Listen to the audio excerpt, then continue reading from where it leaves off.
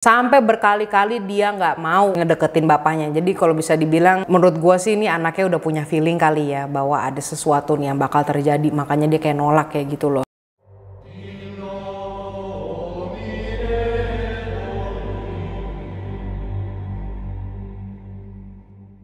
Hey guys, Vigits, apa kabar? How are you? Hari ini, welcome back to Paranormal.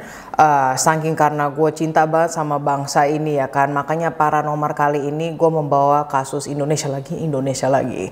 Tapi bedanya sama yang lainnya itu adalah, menurut gue ya, untuk sampai sekarang ini yang paling disturbing. Mungkin dalam video ini gue back soundnya itu lebih dikit, malah nggak ada sama sekali. Gue pengen lu nyimak banget di kasus yang ini. Kita langsung masuk aja ya. Jadi kalian udah lihat di thumbnail sama di judul, jadi kalian udah tahu deh kasus model apa nih yang bakal gue bahas. Sebelum gue proceed nih, bagi kalian yang punya kasus tertentu atau pengen nonton gue lah ngebawain kasus yang lo pengenin, walaupun udah banyak youtuber yang ngebahas, langsung aja komen di bawah ini dan bisa kalian chat langsung sama gue ketika premiere. Nah, kasus sebelumnya kan kita habis dari Bali nih, kali ini kita ke daerah Kepulauan Riau.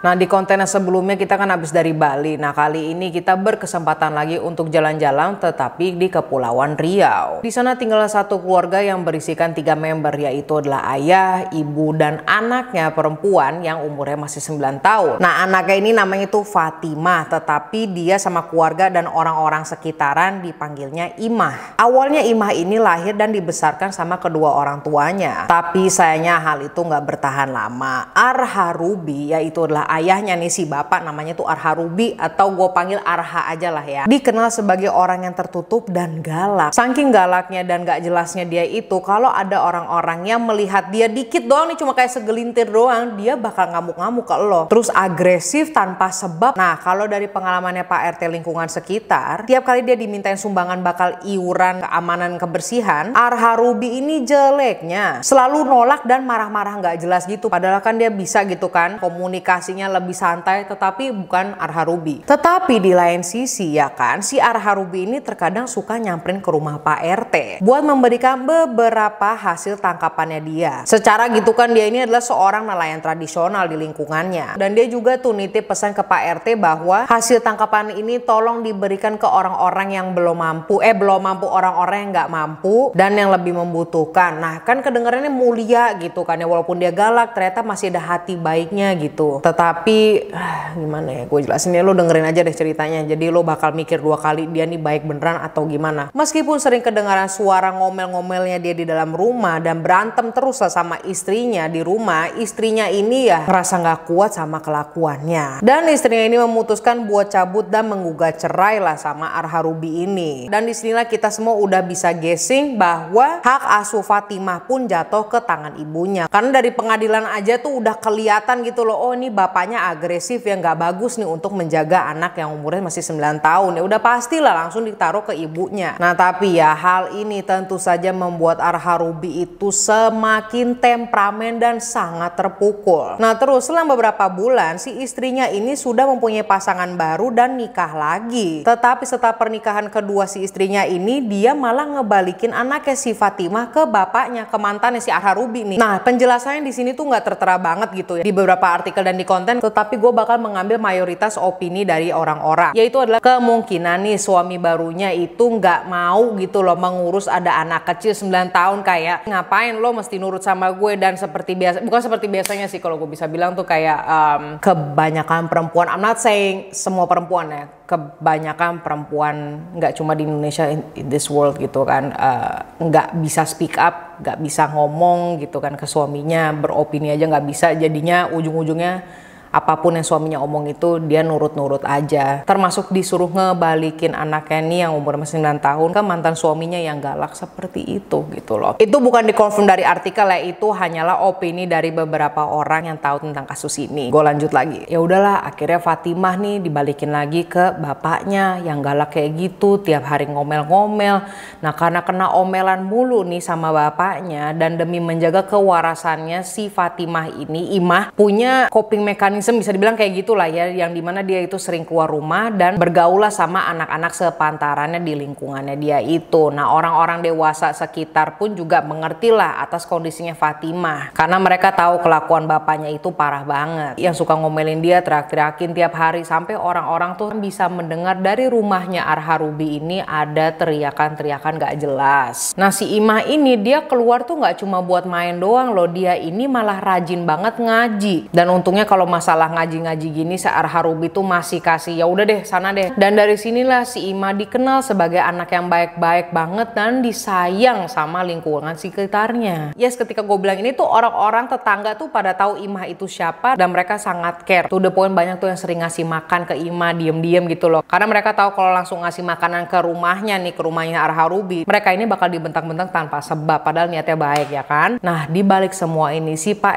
RT itu sebenarnya merhatiin banget sama kesehariannya Arharubi dengan si Imah ini. Secara gitu kan bisa dibilang kalau Pak RT ini merupakan orang terdekatnya sama si Arharubi. Arharubi tuh nggak pernah punya teman sama sekali, nggak ada yang mau deket sama dia. Nah, tapi si Arharubi nggak tahu gimana gitu ya, sering memberikan hasil tangkapannya ke Pak RT. Padahal Pak RT sendiri juga menganggap gue nggak begitu kenal banget sama dia gitu loh. Nah, sampai pada suatu hari setelah dipantau aman menurut Pak RT nih, dia pun cabut setelah ngelihat Arharubi berangkat ke laut buat nangkep ikan. Jeleknya nggak tahu kenapa nih, setelah sepulang dari nangkep ikan di laut, Arharubi langsung menghempaskan peralatan-peralatan nelayannya dan tiba-tiba ngomel-ngomel tanpa sebab agresif keras gitu loh ke anaknya si Imah ini di dalam rumah. Dan itu semua kedengeran dari luar rumahnya. Dan mereka tahu nih pasti dia lagi membentak-bentak Imah lagi, tapi kok kayak begini ya. Namun nggak sampai situ aja. Setelah Arharubi ngebentak-bentak Imah sampai sekencang itu kedengaran dari luar rumah,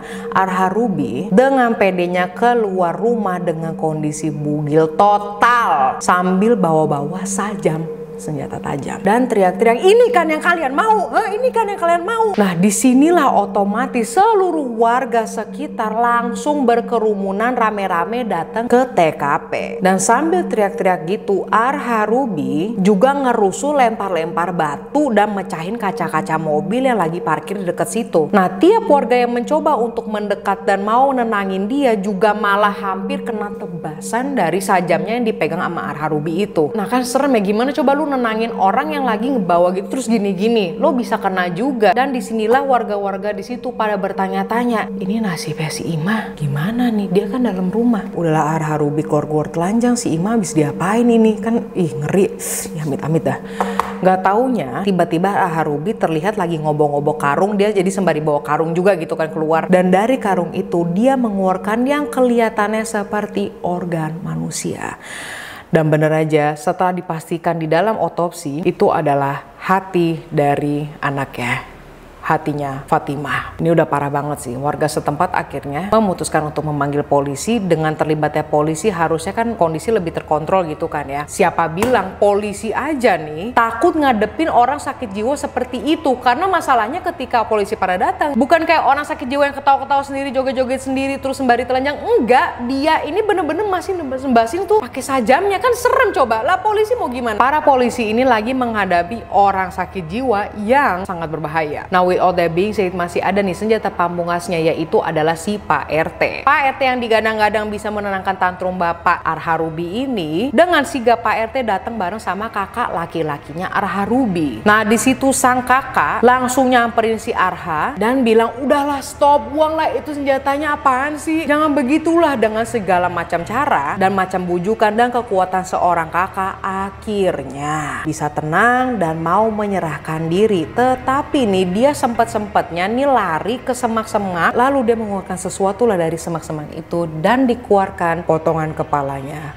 Fatimah. Dari sini kita udah pastiin bahwa Fatimah itu sudah meninggal dunia. Bentar deh, lo kalau bisa bayangin scene-nya, apapun yang terjadi pada saat itu ngeri banget anjir. Soalnya gue pernah ngeliat ada beberapa dokumenter dan kayak film yang dimana kameranya itu adalah POV kita jadi anaknya, dan si orang tua anaknya itu mencoba untuk membunuh dia. Makanya gue jadi sampai kebayang-bayang sampai sekarang. Gue lanjut ya, sambil nenteng kepala anak perempuannya, Arharubi jalan ke arah polisi dan ngelemparin kepalanya si Fatimah ke arah polisi. polisi. Dari sini polisi langsung ngamanin Arha Ruby dan menggeledah rumahnya si Arha. Begitu masuk kelihatan bercak darah di mana-mana dan ditemuin juga isi perutnya Fatimah. Setelah penyelidikan lebih lanjut, ditemuin juga di dekat rumahnya itu ada aliran sungai dan di situ mereka juga menemukan sisa tubuh korban, yaitu adalah tangan kanan dan kakinya. Namun karena arus sungai yang terlalu keras dan hari sudah mulai gelap, polisi memutuskan untuk menjalankan pencarian lebih lanjut di besok paginya. Nah, ketika besok pagi kan air sungainya udah mulai surut, reda, dan mereka berhasil nemuin sisa-sisanya lagi. Yang terakhir yaitu adalah separuh badannya jadi ke bawah gitu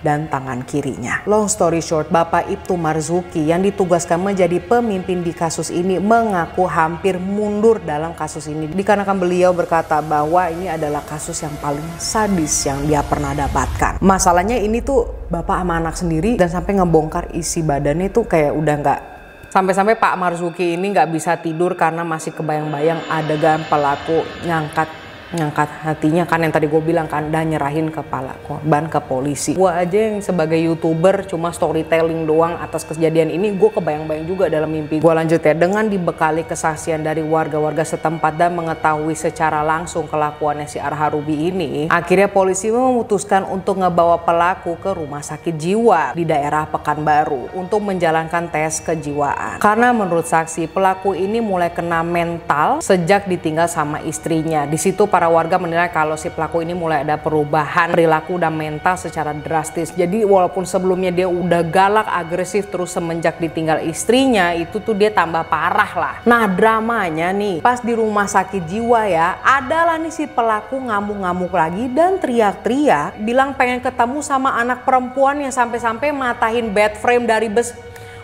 dari besi loh ya, lu bisa kebayang ya. Dan bisa-bisa yang ngelepasin diri dari borgol. Lu tahu borgol tuh sekencang apa dia bisa patahin itu dari besi, dihancurin. Abis tantrum panjang seperti itu, akhirnya dia bisa lah ditenangin dengan cara diinfoin sama polisi kalau anaknya ini lagi diobatin di rumah sakit. Nah, di sini dia udah mulai merasa kalem, reda, dan karena capek abis tantrum sepanjang itu akhirnya dia tidur deh. Tetapi listen to me y'all.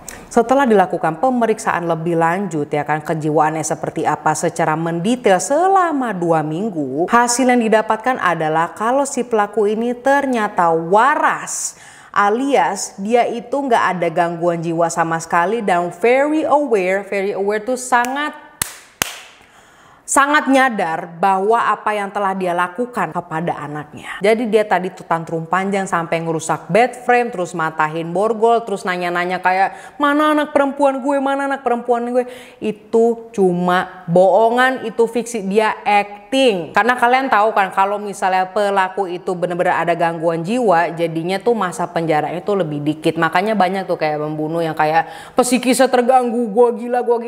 Itu tuh cuma buat ngurangin masa tahanan anjir. Nah, tapi kalau ini dia udah ceming parah karena dia udah dijalanin tes kejiwaan dan akhirnya hasilnya dia waras. Tetapi walaupun udah keluar hasil kayak gitu, dia masih pura-pura lagi dong punya penyakit jiwa dan masih kayak mana anak perempuan gue, mana anak.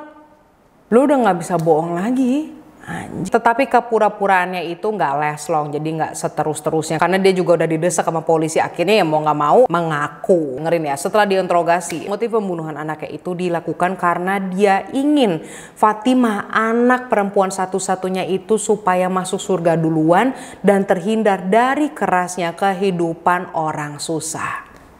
Akhirnya adalah hari rekonstruksi adegan menurut pelaku. Jadi begini nih, awalnya pelaku itu tuh udah nyiapin sajam. Terus dia manggil anaknya dengan alibi pengen motong rambut anaknya. Tapi anaknya tuh nolak keras banget, gak mau. Sampai berkali-kali dia gak mau ngedeketin bapaknya. Jadi kalau bisa dibilang menurut gue sih ini anaknya udah punya feeling kali ya bahwa ada sesuatu nih yang bakal terjadi. Makanya dia kayak nolak kayak gitu loh. Nah, setelah dia udah nolak berkali-kali nih si Fatimah, bapaknya mulai teriak-teriak yang kenceng banget dan ngomel-ngomel keras sampai orang-orang luar aja bisa denger tuh dari rumah kayak apa ya kan. Dan mau gak mau anaknya si Fatimah ini nyamperin bapaknya, dan pas anaknya ini udah mulai deket dan membalikan badan untuk dipotongkan rambutnya, bapaknya langsung ngegolek. kepala Fatimah. Dan anak ini langsung jatuh, ternyata nggak langsung mati. Dan masih bisa manggil-manggil bapaknya. Ya ampun, sedih banget sih. Mendengar panggilan yang horor itu, bapaknya mengangkat badannya si Fatimah dan langsung ditaruh lagi di pangkuannya. Dengan posisi masih di pangkuan, bapaknya langsung menebas kepalanya Fatimah dengan cara perlahan sampai akhirnya copot dari badannya. Abis itu isi perutnya dikeluarin dan badannya dimutilasi. Setelah rekonstruksi adegan tersebut, akhirnya jaksa memvonis Arharubi dengan hukuman mati pada awal Desember di tahun 2022 kemarin. Jadi ini masih baru banget. And that is the story. Itu kasusnya yang dimana kan tadi gue udah bilang ya di awal-awal. Menurut gue ini adalah kasus yang paling sadis dan disturbing di Indonesia ya. Walaupun beberapa kasus sebelumnya juga ada nguruk lah, terus tebas lah, dipenggal, bla bla bla. Sama seperti kayak ini, cuma menurut gue kenapa ini sangat disturbing karena ini adalah antara bapak dan anak yang masih umur 9 tahun. And that is it guys, thank you so much for watching this content. Don't forget to like and subscribe, follow your guys Instagram Sasha X Marissa, and I will see you when I see you, and I love you guys.